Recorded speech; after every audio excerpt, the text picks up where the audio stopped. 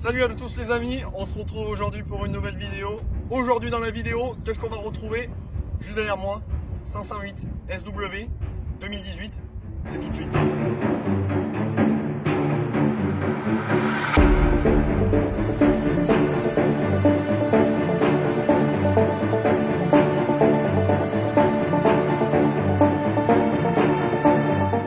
Aujourd'hui, comme je vous le présente, 508 GT Line, 1,6 litre THP de 180 chevaux, 30 000 bornes, autant vous dire qu'elle est neuve. On va commencer tout de suite par l'avant, avec la face avant qui vient changer par rapport aux anciennes versions de la 508 SW.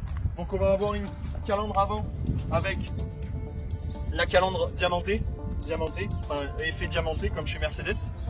Les petits feux qui vont remonter, les feux Peugeot Full LED technologie, voilà. Une gueule assez trapue, j'ai envie de vous dire, assez trapue. On va y retrouver la caméra avant, pour éviter de toucher bien sûr. Une petite caméra avant, plutôt stylée. Je vous laisse venir vers moi, comme ça on va regarder de plus près. Les capteurs, tout le bazar. C'est donc gris comme vous l'avez vu. On va venir ensemble sur le côté. On va faire un 3/4 avant. Où on va retrouver le logo GT Line juste ici. Les petites coques noires de rétro. Plutôt stylé. Avec le rétro, avec le clignotant intégré à l'intérieur. Les petites jantes. Enfin les petites jantes qui sont déjà grosses quand même. En 18 pouces. 235/45. Plutôt stylé. Je vous avouerai que ça fait un alliage du noir et du gris un peu chromé. Je le trouve plutôt intéressant. On va venir avec moi, on va regarder la ligne de la voiture avec les détections pour fermer la voiture et pour ouvrir. On vient mettre la main à l'intérieur. Et ça, il n'y a rien de plus basique maintenant. Les petites lignes de toit. Il me semble que c'est là-dessus où on vient fixer les barres de toit si on veut partir au ski. Voilà, comme les barres de toit. Juste à l'arrière, pareil, donc les détections pour fermer la voiture et pour ouvrir la voiture. On va passer à l'arrière avec une gueule totalement changée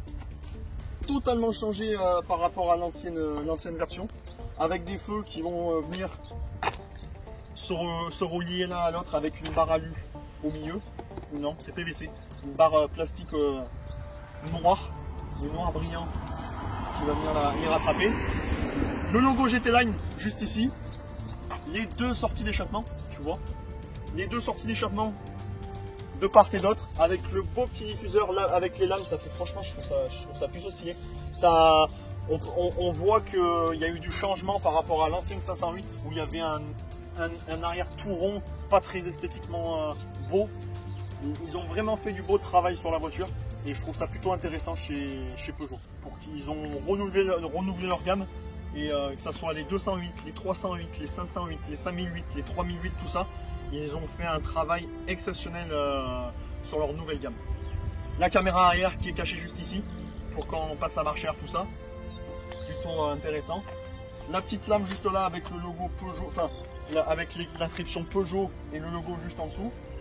Et puis on va venir au 3/4 arrière ici, voilà, donc avec un beau 3/4 arrière, une belle finition, je vous avouerai. Et puis, qu'est-ce que je peux vous dire plus? On va passer à la présentation de l'intérieur, parce que c'est ce que vous attendez tous, et puis on finira par un test routier. Du coup, on commence à l'intérieur, avec nos petites vitres qui viennent se baisser à l'ouverture de la porte, parce qu'il n'y a pas, c'est une porte sans cadran. Voilà. Il me semble que c'est pareil à l'arrière. Voilà, pareil à l'arrière. Plutôt intéressant.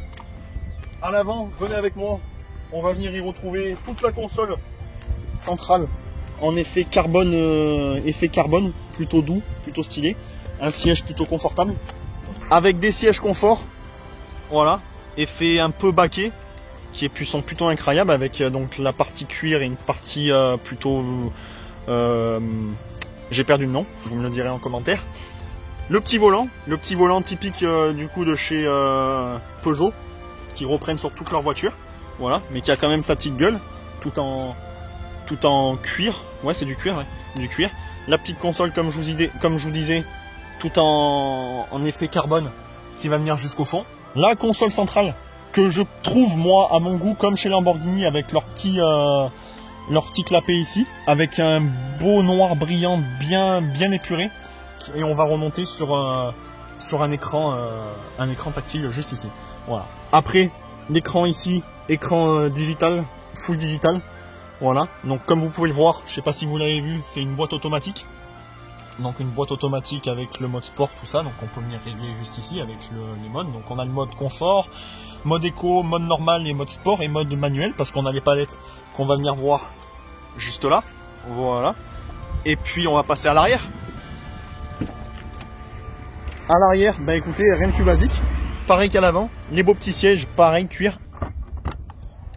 On va passer au coffre. Ouverture électrique. Voilà.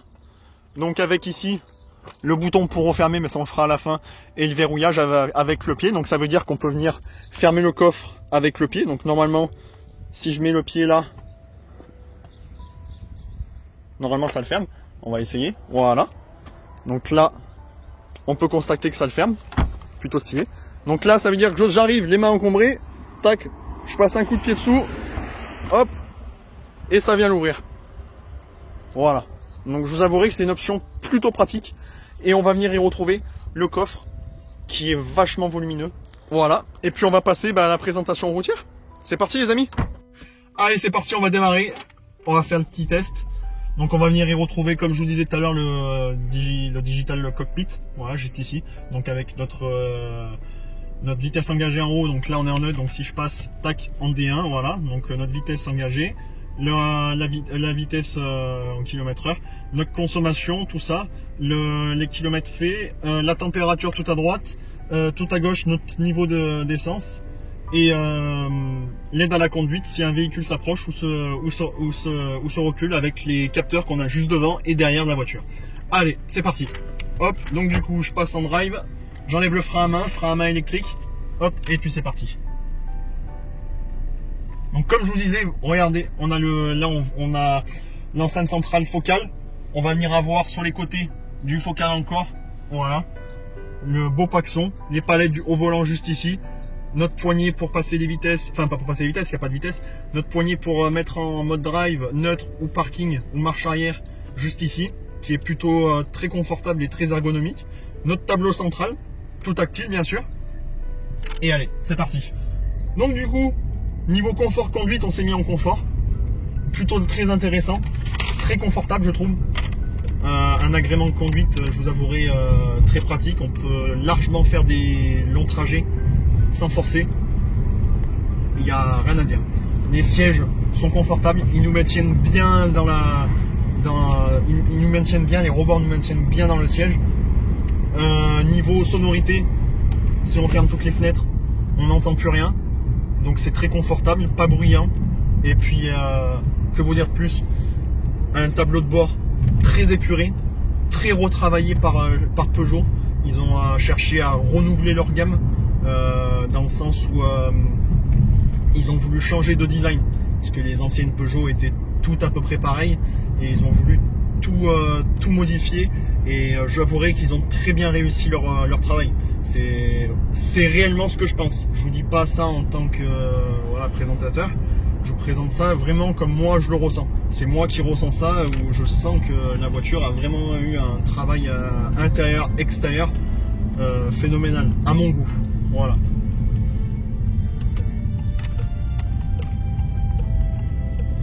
Après, avec 181 chevaux, je vous avouerai que pour déboîter, il y a pas mal de confort. Tout ça en respectant bien sûr les limitations de vitesse, ce qui est normal. Très peu bruyante. Je le répète peut-être encore, mais c'est hallucinant comment c'est pas bruyant. Le volant, petit mais ultra pratique du coup. Ça sert à rien d'avoir un volant gigantesque, bien sûr. Une console centrale bien épurée. Et puis que vous dire plus, le logo GT Line juste ici, avec le rappel Peugeot, voilà. Encore l'ancien logo, parce qu'ils ont changé de logo Peugeot, il faut savoir. Je vous le mettrai juste dans la vidéo. Du coup, que vous dire de plus, abonnez-vous, lâchez votre commentaire, votre petit pouce bleu. Moi je vous dis à la prochaine fois dans une nouvelle vidéo. Sur ce, à plus les potos.